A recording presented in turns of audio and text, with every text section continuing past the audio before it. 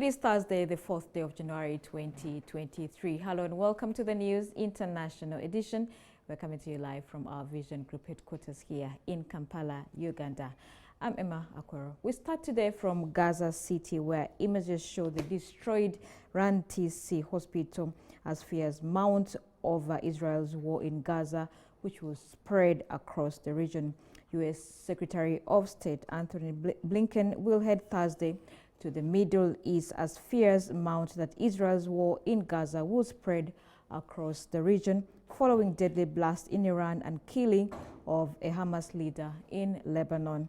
A U.S. official speaking on condition of anonymity confirmed the trip, Blinken's fourth trip to the region since the start of Israel's war against Hamas in the Gaza Strip, but declined to offer any details on the itinerary apart from a stop in Israel. The announcement came after at least 95 people were killed and more than 200 wounded in Iran by twin explosions near the grave of a slain Revolutionary Guards general, with Hamas backer Tehran quickly blaming the United States and Israel for the attack.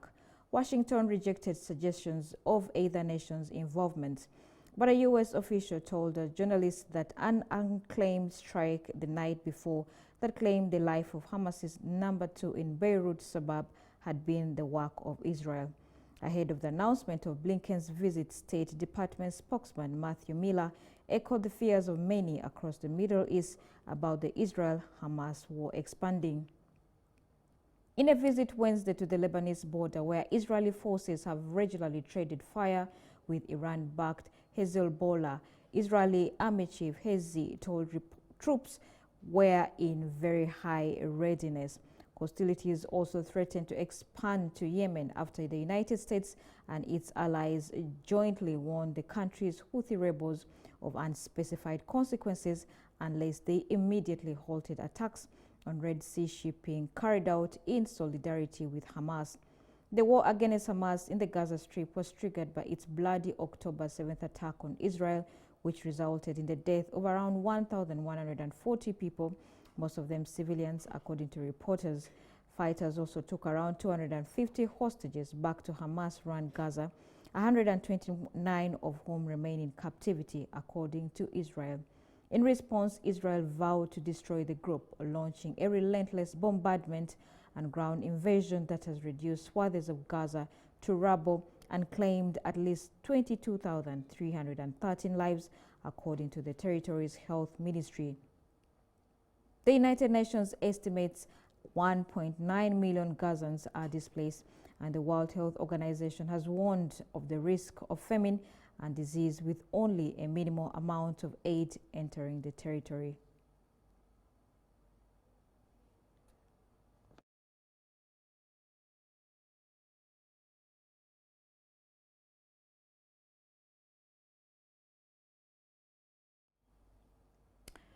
In Israel's northern coastal city of Nahariya, near the border with Lebanon, many people could be seen carrying weapons on Wednesday, with residents saying they feared Aruri's killing could bring the war to their part of their country.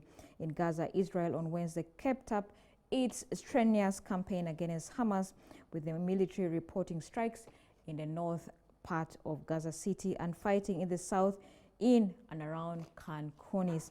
In central Deir al-Bahar, residents rushed bloodied people to treatment while firefighters tried to extinguish the flames from a strike that had hit a house near the Al-Ask Mosquito.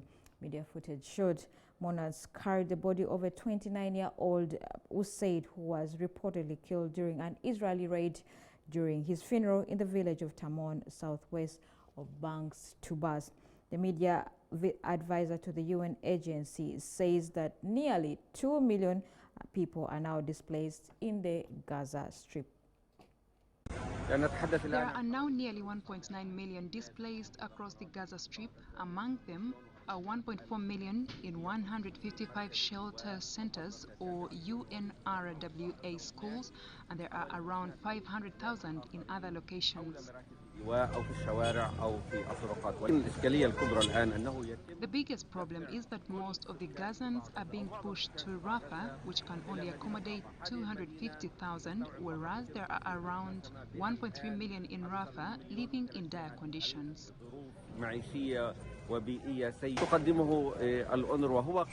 UNRWA can only provide little for the displaced. We provide food, water, psychological support, and medical care. We have more than 90 medical teams working in various regions. Yet recently, we have noticed a major collapse in health and environmental conditions. Now, Iran's President Ibrahim Raisi has condemned twin blasts that killed at least 103 people in the country's south, where crowds gathered to mark the killing of General Qasem Soleimani. Iran's supreme leader Ali Khamenei blamed the evil and criminal enemies of the country for the attack and vowed a harsh response. Both US and Israel have denied any involvement in the attack. Iran blamed Israel and the United States on Wednesday for twin bomb blasts that killed at least 95 people in the country's south, ripping through a crowd commemorating Revolutionary Guards General Qasem Soleimani 4 years after his death in a US strike. The two explosions, labeled a terrorist attack by state media and regional authorities, came amid high Middle East tensions over the Israel-Hamas war in Gaza and the killing of a Hamas senior leader in Lebanon on Tuesday. President Ibrahim Raisi, who scraped a visit to Turkey on Thursday, condemned the heinous crime as the Islamic Republic of Iran declared Thursday a national day of mourning. I warn the Zionist regime, do not have doubt you will pay a price for this crime and the crimes you have committed, which will be very regrettable. I warn the Zionist regime, do not have doubt you will pay a price for this crime and the crimes you have committed, which will be very regrettable. The unclaimed attacks, which sparked fears of widening conflict in the region, rattled global markets where oil prices jumped more than 3% and sparked global condemnation.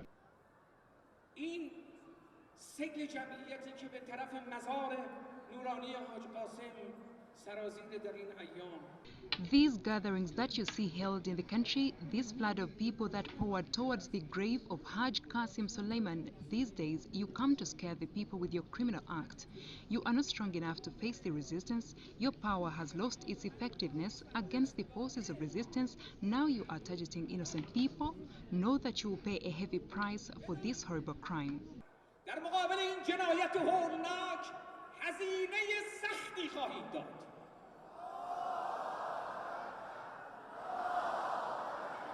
The United States had earlier rejected any suggestions that it or ally Israel were involved, while Israel declined to comment. The United States was not involved in any way. We have no reason to believe that Israel was involved in this explosion, State Department spokesman Matthew Miller said. Asked about the blasts, Israeli Army spokesman Daniel Hagari said, "We are focused on the combat with Hamas." Health Minister Bahram Einolahi later revised the toll, saying the exact number of people killed in the terrorist incident is 95. He said the reason for the earlier figure of 103 was that some names were wrongly registered twice. 3 paramedics who rushed to the scene after the first explosion were among those killed, said Iran's Red Crescent. IRNA said the first explosion took place around 700 meters from Soleimani's grave, while the other was around 1 kilometer away. Iran has long fought a shadow war of killings and sabotage with arch-enemy Israel, while also battling various jihadist and other militant groups. Soleimani, who Khamenei years ago declared a living martyr, was widely regarded as a hero in Iran for his role in defeating IS in both Iraq and Syria. Long seen as a deadly adversary by the United States and its allies, Soleimani was one of the most important power brokers across the region, setting Iran's political and military agenda in Syria, Iraq, and Yemen.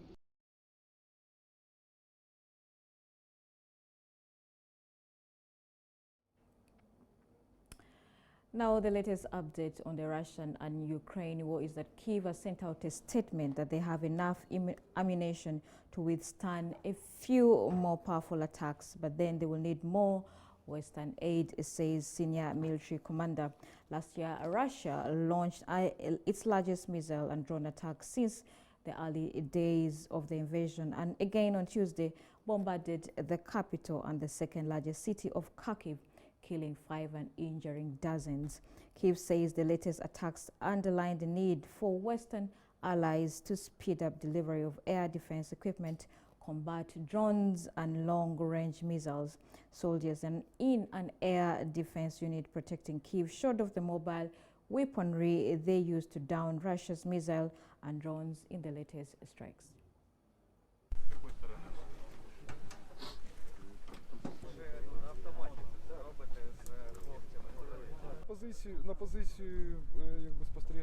We took a position, observed and controlled the airspace. When the target flew over, we first worked with the Stinger and shot down the first missile. 6 minutes later, the second missile flew over us and the guys in our unit worked with the Zu-23 on the second missile, also with precision.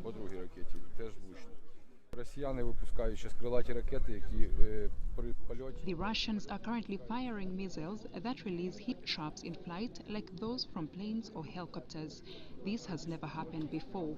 Now the missiles are releasing heat traps, which poses a problem for Stinger.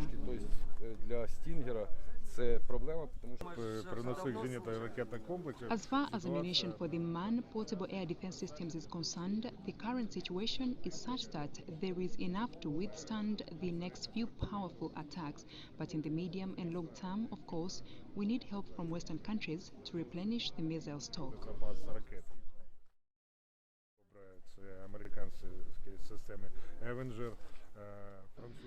American Avenger systems, French Crotel systems, man-portable air defense systems. We have Stinger and Pioran, RBS-70. Everything they give us will be used to protect Ukrainian skies and the peace of mind of European citizens.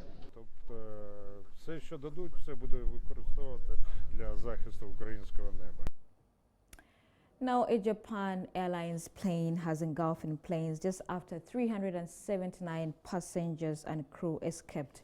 They initially were unaware that the aircraft was on fire, according to fresh details reported yesterday. The outliner collided with a Coast Guard plane after landing at Tokyo's Haneda Airport on Tuesday evening.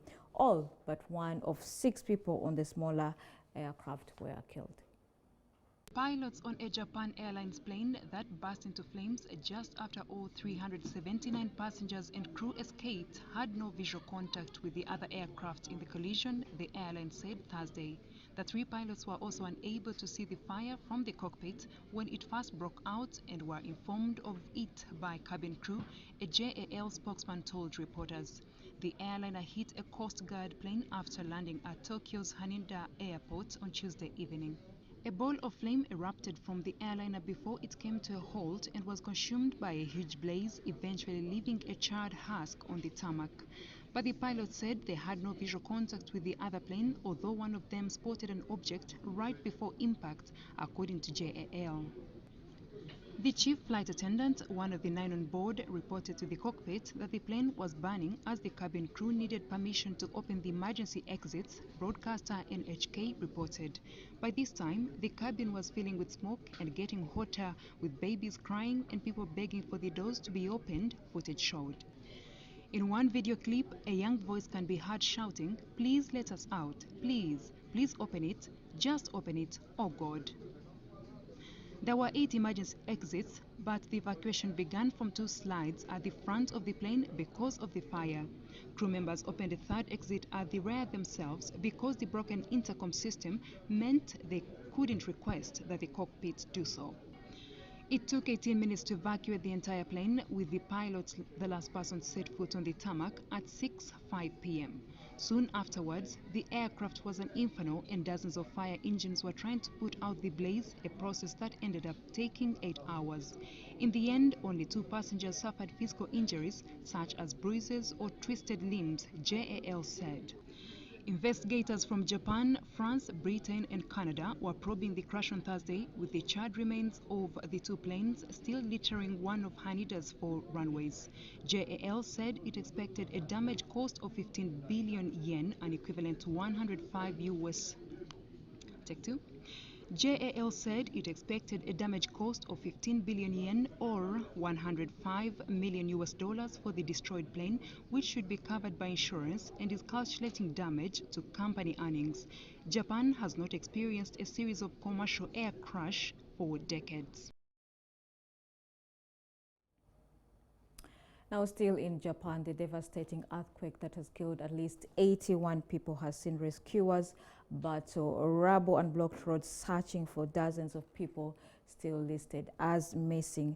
More than a dozen communities remain cut off in the central Japan, devastated by a 7.9 magnitude quake on New Year's Day. Regional Governor Horishi told a disaster management meeting that as of 4 p.m., 72 hours after the quake, the survival rate of those in need of rescue is said to drop seriously. This is the worst catastrophe in the current railway era in the Japanese calendar, which began in 2019 when the current emperor ascended the throne. Prime Minister Fumio said, "The situation remains difficult, but we will continue to do our utmost to support the victims," he added. The powerful main tremor, followed by hundreds of aftershocks, injured at least 330 people, local authorities said. Authorities published a list on Thursday of 79 people whose whereabouts were unknown, with hundreds sleeping in emergency shelters. Further scenes of destruction were seen by reporters in the coastal towns of Wajima and Amizu, including burnt-out cars in a market area ravaged by fire. Thousands of soldiers, firefighters and police officers from across Japan, assisted by sniffer dogs, combed through the rubble of collapsed wooden houses and toppled commercial buildings for signs of fire. Around 30,000 households were without electricity in Ishikawa on the Sea of Japan coast, and 95,000 homes there and in two neighboring regions had no water. Monday's main shockwave triggered tsunami waves at least 1.2 meters high in Wajima, and a series of smaller tsunamis were reported elsewhere. Japan experiences hundreds of earthquakes every year, and most cause no damage, with strict building codes in place for more than 4 decades. The country is haunted by a massive 9.0 magnitude undersea quake in 2011, which triggered a tsunami that left around 18,500 people dead or missing.